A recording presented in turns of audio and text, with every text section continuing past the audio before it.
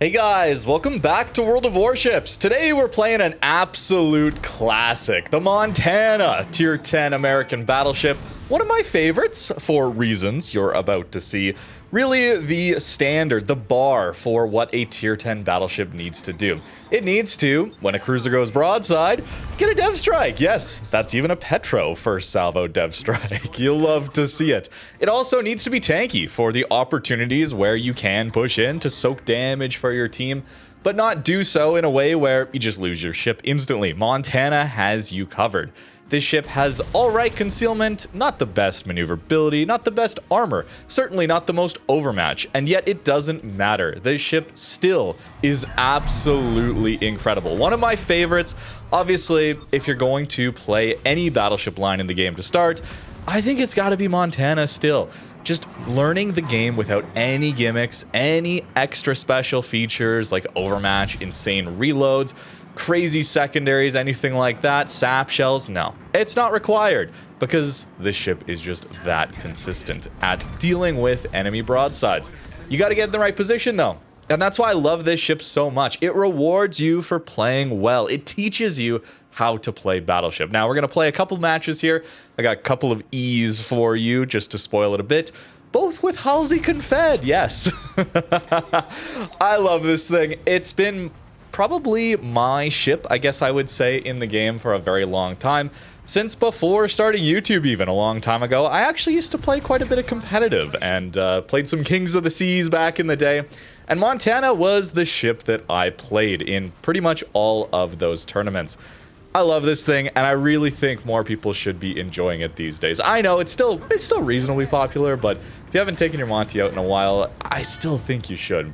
Having this ability to play any sort of map, it doesn't matter what the map gives you, the matchmaker gives you, it is able to perform in basically every one that I played.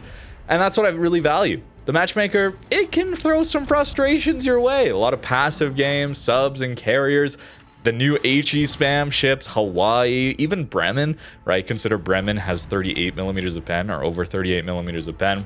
That means Monty armor is not so good against that, as that's our main strength, upper belt and deck armor being 38.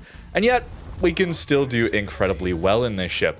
The basics for understanding battleship play is that you want to remain in a position where you can go undetected if needed, because again, the damage output these days is a little crazy, but not so far back that you can't take advantage of some of these broadsides. So, a general rule, this isn't going to be applying for every game, because that's the magic of World of Warships, okay? If you ever wonder why this game is so good, or why I think this game is so good, the surface ship combat, you play pretty much the same ships, you play pretty much the same maps over, I mean, we get a new map every once in a while.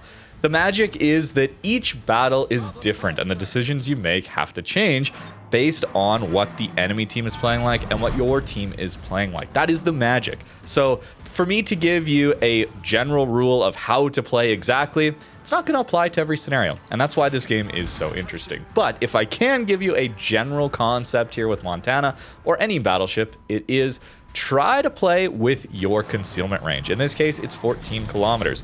Try to play with that 14 kilometers just outside of enemy range, okay? Keep them just outside of that 14 kilometers away. That'll allow you to go dark in between your salvos, undetected that is, and perhaps allow you to surprise enemies. They may forget you're there. They may not have the minimap option to show targets that where their last known locations were.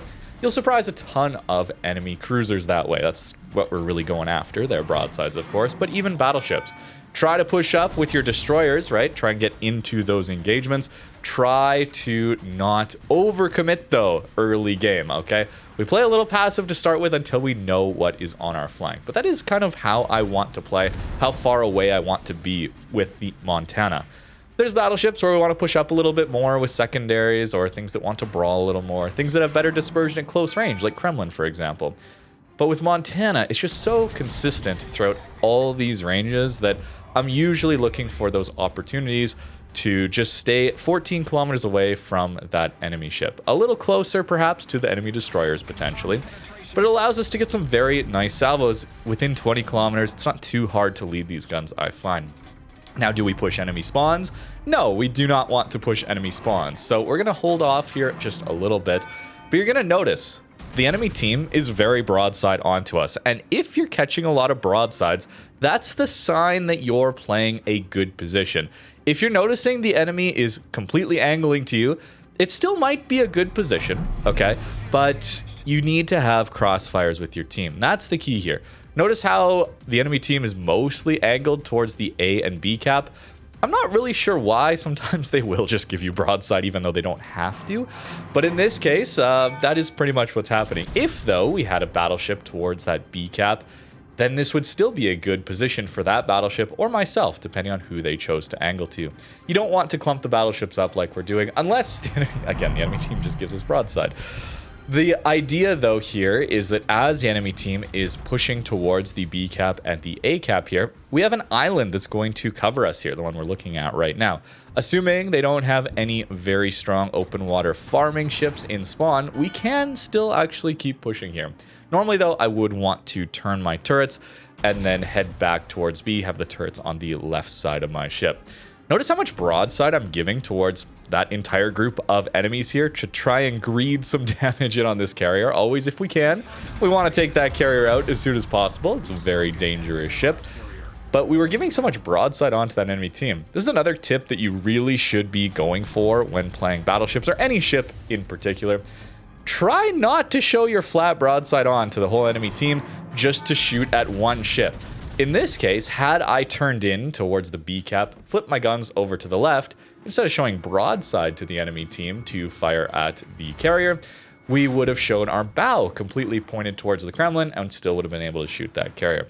Little things like that make a big difference between the amount of damage you take and how well you're able to tank for your team.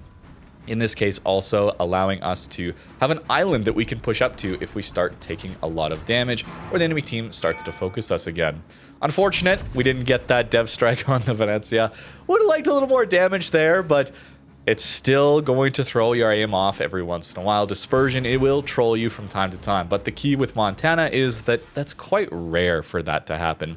Yeah, we only have 406s here, but 12 406s with a base 30-second reload. And the American dispersion upgrade generally results in some very good damage. And we're still up to 220,000 in this one. A close match here, even though we've had the caps most of the game. The enemy team is certainly ahead on kills at this point. Do we push spawn? No, I really don't want to push spawn. But getting towards this island is very, very nice. Most of the enemy team, though, is actually on low HP. I've been trying to go for some broadside hits onto the healthier ships. Not quite getting the reward I was looking for into that broadside Kremlin. Perhaps that's where some of the newer battleships and their gimmicks with pen might come into handy, where you get to Citadel of Kremlin a little bit further out. But it's all right, because now we're in a very good position. I think it's about time this low health Zhao has been finished off. We need to claw back some of these kills, although good on this Zhao for surviving for so long, to be honest with you. Another older ship in the game, not an easy one to play, certainly. We're also just gonna stop here, okay? You don't need to force plays to happen all the time. We're in a good position. It's important to recognize that. The easiest way you can tell is if you found a decent angle on the enemy. Don't just play in your spawn where everybody spawned into. That's where everybody is going to expect you to come from. Sometimes that is the right play. Again, it's really different every battle. That's why this game is so good. There's our Confederate, by the way. Very lucky that we didn't get one shot broadside onto that Kremlin. That's another nice thing about Montana, is it does have an exposed citadel, so you do need to worry about your angling. And I say a nice thing because I think that's how the game should work. If you get caught in a bad spot, if you get caught with your vulnerable broadside, which I think every ship should have a vulnerable broadside, you should take damage. When you make a mistake, you should take damage. I hope that's not controversial, but that's really how I think. It's both towards enemies for taking damage when I catch them broadside, but also myself. Probably I should have taken a little bit more damage there. I remember old Montana actually had a way above water citadel. I kind of miss those days. Certainly back in 2015, everything had very exposed citadels back then, and even waterline citadels weren't that common. It was very above water citadel as far as the game design went, and I won't lie, I kind of miss it, even if it meant playing Montana with that old citadel. Anyways, we're getting low at this point. Another key feature of Montana is that you have very powerful heals. Notice here it's 24, nearly 25,000 HP. They're buffed heals, not super heals like you'd get on a Conqueror, for example, but they are much improved. They heal back a lot more HP. However, you need to be taking fire damage for that. If you take a lot of full pen damage, citadel damage, it's not going to heal too much of that back. And it still has the base cooldown of 80 seconds. It's not like Ohio where you get that nice 40-second cooldown. Bit of trade-off there. That means Montana can be tanky into longer engagements, but you can't deal with quite as much burst as, say, an Ohio would. But I think that's okay, because the ship doesn't want to play quite as close as an Ohio does. Again, we're just trying to play at that 15-kilometer range is really where Montana feels great. Enemy Schlieffen broadside, although it looks like we're about to tick forward on points. Bit of a close game. We got the confed a little late and didn't get to take too much advantage of it, but still, 7 citadels, over 280,000 damage into this one. Montana is still absolutely incredible in this game, which is really nice to see, honestly, given how it feels like power creep has been, well, accelerating in the last little while, shall we say. Montana can still do an incredible amount of work, and the ship really hasn't been changed all that much compared to back in the day. Although, that's not to say it's an easy playstyle. Taking advantage of some of those gimmicks is very, very nice, but I still wouldn't recommend newer players or people who just want to learn battleships, learn on ships that have such powerful gimmicks. If you get used to that playstyle with such overpowered gimmicks, like say Colombo Sap with its legendary mod, or things like Libertad and its secondaries, Valparaiso, great example as well. Even ships like Kremlin and its absurd tankiness. Or you could look towards things like Republic and its crazy reload and ships with a ton of overmatch. We looked at Yamato recently. That ship still has a lot of overmatch on it. You learn to rely on that rather than thinking of positions where you can catch broadsides. And you'll still do very well in those ships, mind you, but if you can get into the habit of always looking for a position or opportunities to catch the enemy's broadsides. In this case, we get fortunate the Zhao overpushed. But that salvo into that Worcester, as well as just look at the minimap where the Cerberus is going, that Worcester was going, they all were crossing towards those very common island points. This happens in almost every battle.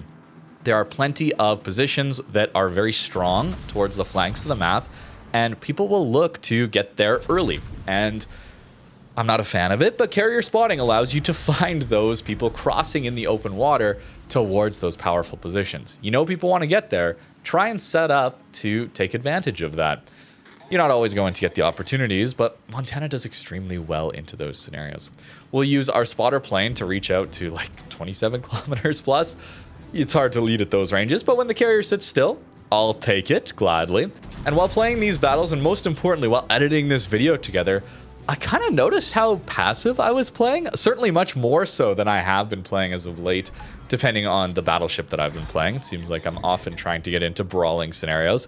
I just wanted a chill day. This was recorded on Friday, end of the week. I just wanted to chill, play my nice comfort Montana, and I didn't over push it. I was not paying quite as much attention to the game, perhaps, maybe that I normally would. I was just relaxing, playing a battleship, and we had some monster games here. I had a really, really good play session with Montana. This ship is just really good when you put it in a decent position to catch crossfires as enemies are traversing across the map. A position where, sure, you're going to take some damage, but you have the ability to get to safety, whether that be you're kited on an open water flank, you just reverse towards the enemy, or in this case, there's a lot of island cover here that we can dip behind if need be. These are great positions for a Montana to be in.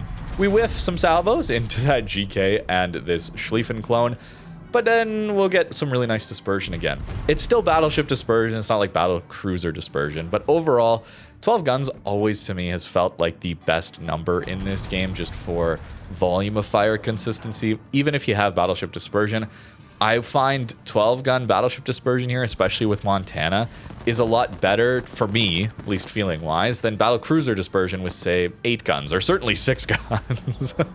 We all know how I feel about 6-gun battleships, but even 8 guns to me, I just really enjoy Montana. Perhaps that's nostalgia talking with how much I have played this ship in the past.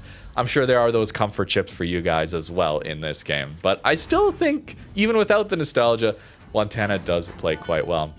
We're going to try and greed for some salvos into this Cerberus here, and we're going to go broadside onto this Wisconsin. Not a good idea, okay? Montana, very, very tanky when angled. Not so much when it's broadside. We do get the Citadel, which is quite nice, but look at that rudder shift coming back. maybe this is somewhere Wargaming could take a look at the balance of Montana. A 22-second rudder shift feels kind of bad. That's, again, old school design. The battleships had terrible maneuverability back in the day, and citadels were much more above water. Now, ships are more maneuverable across the board, and generally the citadels are a little lower. Personally, I wish we could go back just a little bit. It's okay, though. In this case, it allows us to survive flat broadside onto Wisconsin. Perhaps that's the reason, is it's a little bit less punishing when you make a mistake, although I'd argue that leads to less learning outcomes. When the game is very clear on when you've made a mistake and when you've played well, i.e. you get citadels and depth strikes, I think it's a lot easier to learn. Maybe that's frustrating for some people. I view it as it's a lot easier to learn, the game being very clear that I made a mistake if I get dev struck, where these days it feels a little bit more RNG dependent, although perhaps that's just my expectations coming into things again. Anyways, another Confederate into this one, as well as over 200,000 damage. Give your Montana a play if you haven't. We'll take a look at the build here in a second. But this is one of the main reasons Montana also is really comfortable to play, is you just run a very standard, basic tank build on it, and it's just going to perform really well. You can just have these monster E-games, Confederates, without having to rely on special gimmicks. Build your ship towards a certain playstyle. I'm looking at you brawling secondary battleships, and then you run into a match where everybody's pre-kited. The map is so open water, there's no islands to allow you to push into. Montana, just you click battle, and you can have a good game no matter what the matchmaker, for the most part. You can still have bad games, but I find there's opportunities, at least. There's the potential in each match, where sometimes with other ships, you feel like you just get locked out, or at least I do sometimes. But for that build, I just really want to play for most matchmaker to work out in my favor. So we're playing like this. It's slightly greedy, I guess, with super heavy AP, but it's really nice to have 14,500 alpha damage per AP shell that we have here. But you really want to go for the full tank, fire prevention, of course, conceal, and emergency repair expert. I find that 14-kilometer detect is quite nice. Although some of the newer ships may have some pretty crazy concealment. Vermont. There's a lot of other ones too, but yeah, there's a lot of great concealment battleships these days, which I don't think is great. Battleships shouldn't be out detecting cruisers, but anyways, we'll leave that aside. Of course, we go for the extra heal and longer damage control party here. You could also get your extra healing through improved repair party readiness and maybe greed out something like Furious, perhaps, instead. Although then you'd have to give up AR or super heavy AP. Probably give up super heavy AP in that scenario, maybe. I really do enjoy having a defense and ASW expert for that 40% cooldown on our consumables. Thanks to, it's a little bit long, 80 seconds, 76 seconds with the flag. It's really nice to cut that down by 40% when planes are in our area. We're taking turret traverse here because we have artillery plotting room mod here. So this isn't a situation where you can actually run aiming systems. That's kind of the American gimmick here. Once you get to tier 9 and 10, you get one of the best accuracy upgrades in the game. Please take this. It is well worth it. If you want those consistent dev strikes, that's what you want to use. Prop mod here, of course. You could also try running the legendary mod. Although since they nerfed it way back in the day, I don't enjoy it quite as much. Although this does help our rudder shift a lot. It gets around like a 15-second, 16-second rudder, somewhere in there. That can help quite a lot. They nerfed it after one of my times I was playing in Kings of the Sea back in the day, and I'm still a little sad about that.